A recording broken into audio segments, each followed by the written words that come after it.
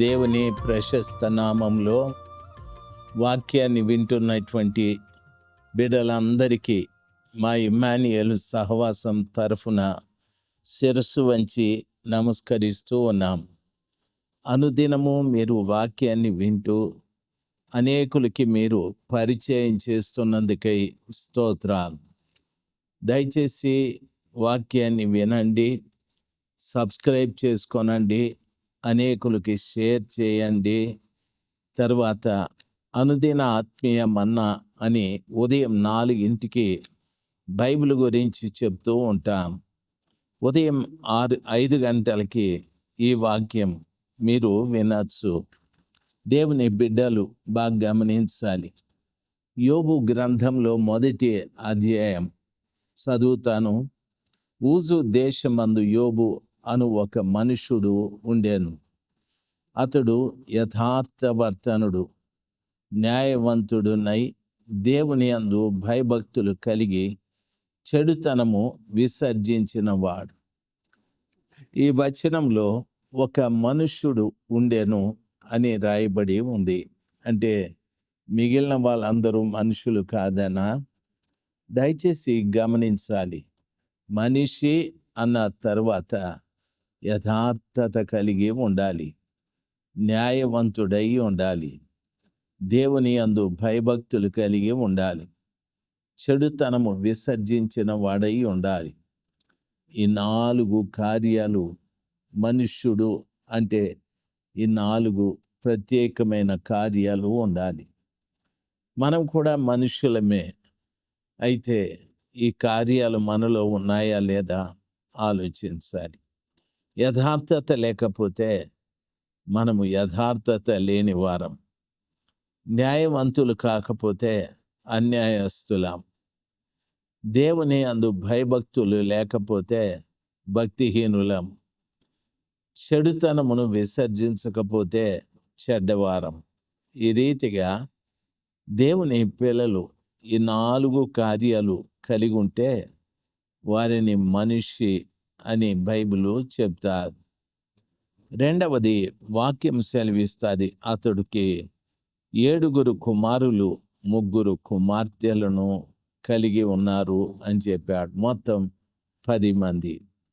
7 కుమారులు ఉన్నారు, 3 కుమార్తెలు ఉన్నారు.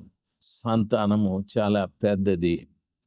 అతనికి 7,000 గొర్రెలను, 3,000 ఒంటెలను, 500 జత ఎడ్లను, 500 జత అంటే 1000 ఎడ్లను, 500 ఆడగాడిదలను కలిగి బహుమంది పనివారును అతనికి ఆస్తిగా ఉండెను. గనుక తూర్పు దిక్కు జనులందరిలో అతడే గొప్పవాడుగా ఉండెను. ఆయనకు పెద్ద సంతానం, ఎక్కువ ఆస్తి కూడా ఉంది. ఆ తూర్పు ప్రదేశంలో ఆయన ఒక్కడే గొప్పవాడుగా కనిపిస్తూ ఉన్నాడు. అతని కుమారుల వంతు చొప్పున అనుదినము ఒకరికి ఒకరు తమ తమ ఇండ్లలో విందు చేయుచు విందు కొరకు కూడుకుంటూ వచ్చారు. తమ 3 అక్క చెల్లెండ్లు కూడా తమతో కలిసి అన్నపానములు పుచ్చుకొనవలెనని వారిని పిలుచుచూ వచ్చారు. ఇప్పుడు 7 అన్నలు ఒక్కొక్కరు ఒక్కొక్క దినం 7 రోజులు. ప్రతిరోజు కూడా వారి ఇంట్లో చక్కటి విందు ఏర్పాటు చేసి ఆ 3 అక్కలను కూడా పిలిచేవాళ్ళు. పిలిచి ఆ విందులో పాల్గొనమని చెప్పేవారు. కుమారులు కుమార్తెలు చక్కగా విందును ఆరగించి వారు వచ్చేటటువంటి వారు. ఇక్కడ జరిగిన విశేషమైన కార్యము ఒకటి ఉంది.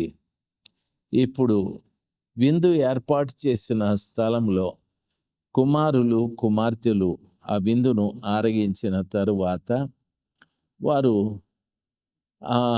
అన్నపానములు పుచ్చుకొని విందు పూర్తి అయిన తరువాత యోబు తమ కుమారులు పాపము చేసి తమ హృదయంలో దేవుని దూషించిరేమో అని వారిని పిలవనంపించి వారిని పవిత్రపరిచి అరుణోదయమున లేచి వారిలో ఒక్కొక్కని నిమిత్తమై దహన బలి అర్పించుచు వచ్చాను. యోబు నిత్యము అలాగూ చేయుచుండెను. ఆ విందైన తర్వాత వారి వారి ఇళ్లకు వెళ్ళేవారు.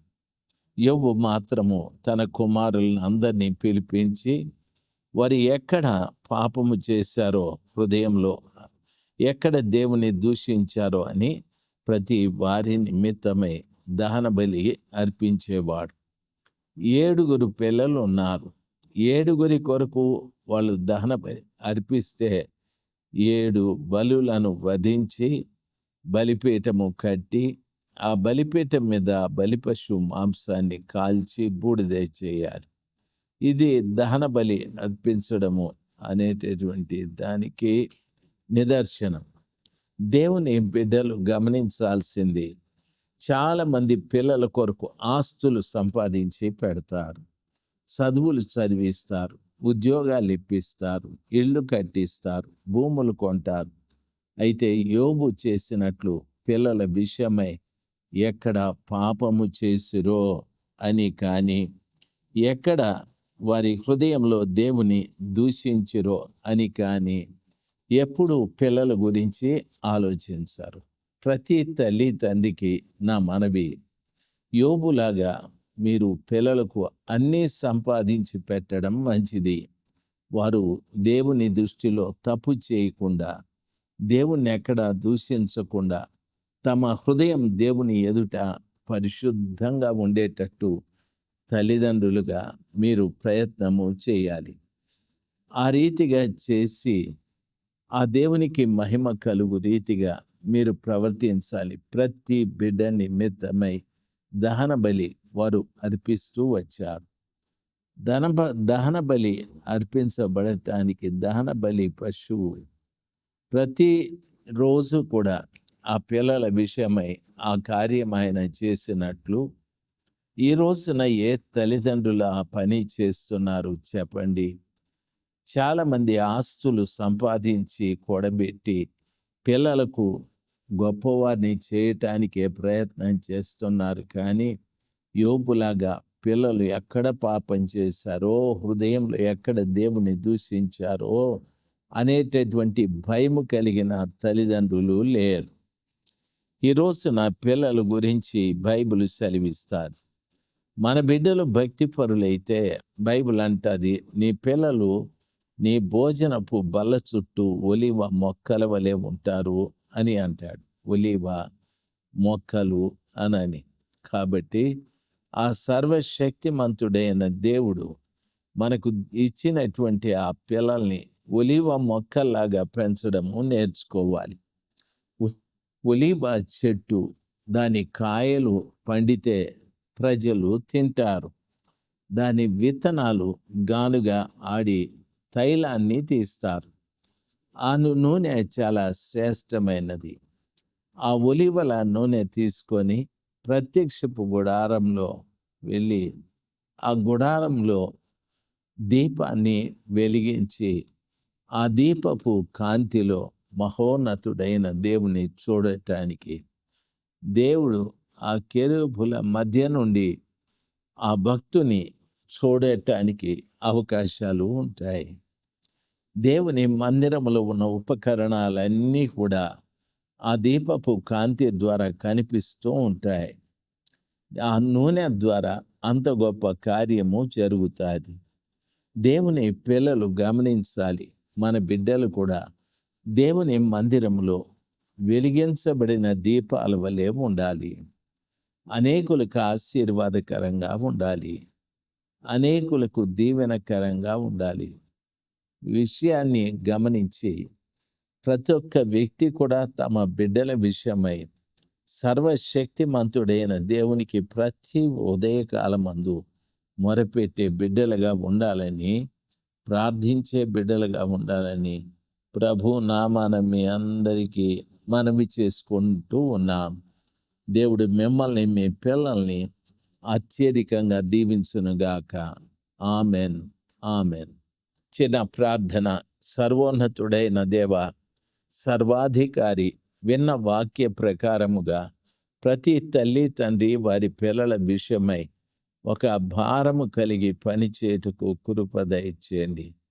మీరే ప్రతి కుటుంబంలో గొప్ప గొప్ప కార్యాలు జరిగించి ప్రతి కుటుంబంలో ఉన్నటువంటి వ్యక్తులను ప్రభువా వెలిగించి లోకానికి దీపంగా మందిరాలలో నీకు మహిమకరంగా వారు జీవించినట్లు కృప దయచేయమని యేసయ్య ప్రశస్త నామంలో ప్రార్థించి వేడుకుంటున్నాము తండ్రి. ఆమెన్. ఆమెన్. దేవుడు మిమ్మల్ని దీవించుగాక.